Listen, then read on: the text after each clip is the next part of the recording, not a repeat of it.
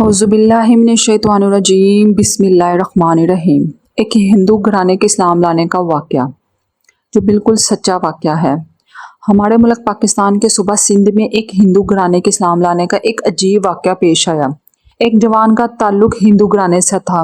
اسے کینسر کا مرض لاحق ہوا۔ ڈاکٹروں نے اسے لا علاج قرار دے کر ہاسپٹل سے گھر بھیج دیا۔ اس کی عمر 40-42 سال تھی۔ وہ گھر آ کر بڑا اداس اور پریشان رہنے لگا۔ اسے رہ کر یہ خیال آتا تھا کہ میں تو بس چند دنوں کے بعد مر جاؤں گا۔ ایک دن اس کی بیوی اس کے پاس بیٹھی تھی۔ وہ اس کے ساتھ محبت بڑی باتیں کر رہا تھا اور اس دوران وہ کہنے لگا، اب تو میں اور آپ جدا ہو جائیں گے کیونکہ اب میری صحت کے بحال ہونے کا کوئی چانس باقی نہیں ہے۔ بیوی نے کہا، اگر آپ میرے ساتھ وعدہ کریں تو میں جو بھی کہوں گی آپ میری بات مانیں گے، تو اس شرط میں آپ کو ایک چیز پلاتی ہوں، آپ بالکل صحت مند ہو جائیں گے۔ اس نے جواب دیا، جب ہاسپٹل میں میرے علاج کے لیے دوائیاں نہیں ہیں تو آپ کے پاس کون سی چیز آ گئی ہے؟ وہ کہنے لگی، کیا آپ کو مجھ سے محبت ہے؟ اس نے کہا، جی ہاں بہت محبت ہے۔ بیوی نے کہا، اگر آپ کو مجھ سے واقعی محبت ہے تو پھر وعدہ کریں آپ بالکل ٹھیک ہو جائیں گے، پھر ہم اکٹھے لمبی زندگی گزاریں گے، بس آپ وعدہ کریں، جو بات کہوں گی آپ ضرور مانیں گے۔ اس نے کہا، میں تو آپ کی باتیں ویسے ہی مانتا ہوں، پہلے زمانے میں تو جانوروں کو رسی ڈال کر پیچھے لے کر چلتے تھے، لیکن آج کل کے نوجوان ایسے سدائے ہوئے ہیں کہ ویسے ہی پیچھے چل رہے ہوتے ہیں۔ خیر میاں نے وعدہ کر لیا کہ آپ جو بات بھی کہیں گے میں مانوں گا۔ اس کے بعد اس کی بیوی اس کے پاس کرسی ڈال کر بیٹھ گئی۔ اس نے اپنے پاس ایک جگ میں پانی بھی رکھ لیا۔ وہ کچھ پڑھ کر اس پانی پر پھونکتی رہی۔ جب وہ فارغ ہوئی تو اس نے میاں کو اس میں سے کچھ پانی دیا، پھر جب بھی اس کو پیاس محسوس ہوتی وہ اسی جگ میں سے اسے پانی پلاتی رہی۔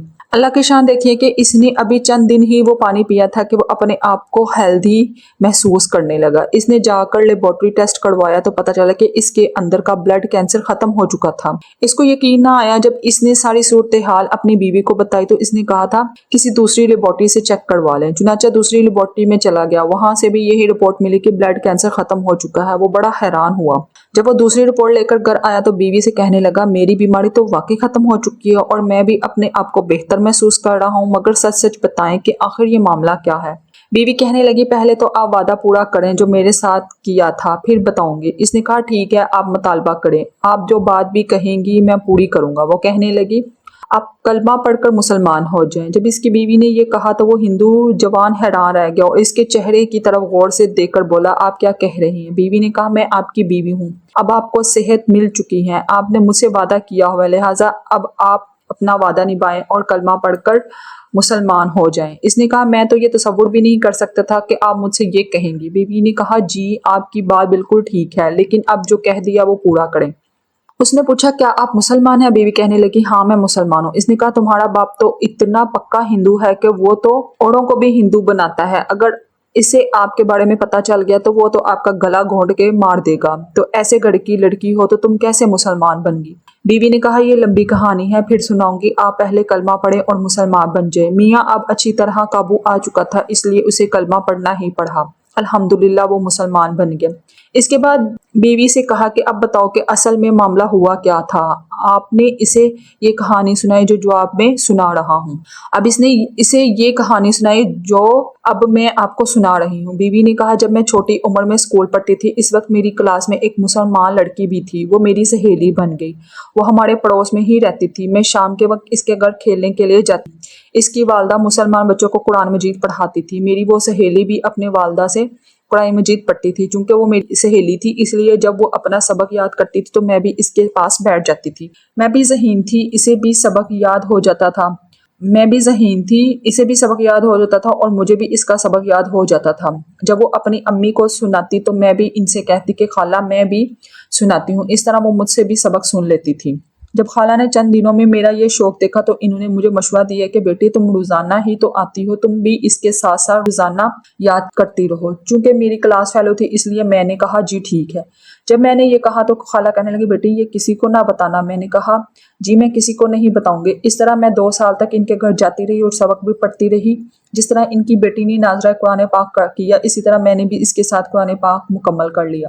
میں نے جب قرآن پاک مکمل پڑھ لیا تو میں نے خالہ سے کہا، خالہ باقی بچے تو گھر میں پڑھتے ہیں لیکن میں تو گھر میں نہیں پڑھ سکتی۔ انہوں نے کہا، قرآن مجید میں علم نشرہ ایک صورت ہے، یہ صورت پڑھ کر اگر کسی مریض پر دم کر دیں گے یا پانی پر دم کر کے اسے پلا دیں تو اس کو صحت مل جاتی ہے۔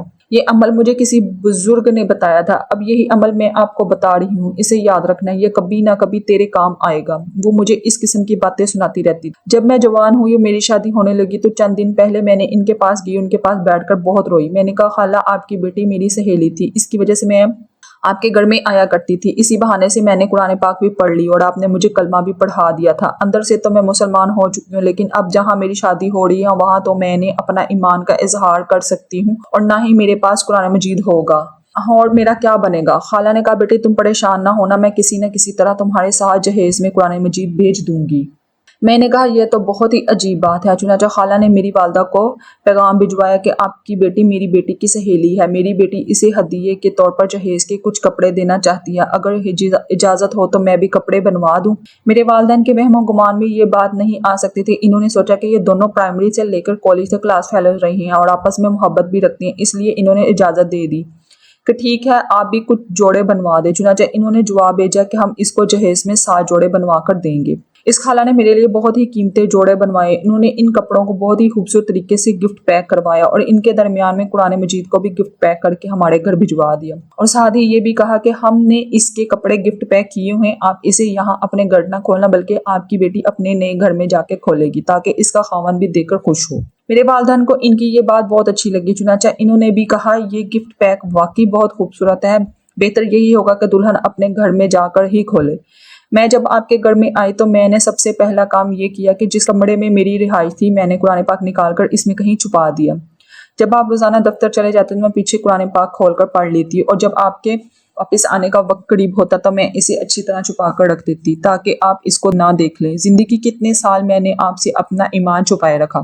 بالآخر آپ بیمار ہو گئے اور دوائیوں نے کام نہ کیا۔ میرے دل میں پکا یقین تھا کہ جہاں دوائیاں کام نہیں آتی وہاں اللہ کا کلام کام آ جاتا ہے۔ اللہ تعالیٰ بھی اسی کلام میں فرماتے ہیں، یہ قرآن مجید سینے کی بیماریوں کے لیے شفا ہے۔ وہ کہنے لگی جب آپ اپنی زندگی سے نا امید ہو گئے، آپ نے مجھے کہا کہ اب میں مرنے کے قریب ہوں، تو پھر میں نے آپ سے کہا کہ وعدہ کریں جو میں کہوں گی آپ اسے پورا کریں گے، تو آپ کو کچھ پانی پلاتی ہوں۔ آپ نے میری بات مان لی اور میں نے وہی صورت آپ کو پانی پر دم کر کے پلا دی ہے اور اللہ تعالیٰ نے آپ کو شفا عطا فرما دی۔ میں نے بھی کلمہ پڑھا ہوا تھا اور اب آپ بھی مسلمان بن چکے ہیں۔ اللہ تعالیٰ نے اب آپ کو نئی زندگی دی ہے، اب آپ اس زندگی کو اللہ کے دین کی خدمت میں صرف فرما دیجیے۔ اللہ اکبر۔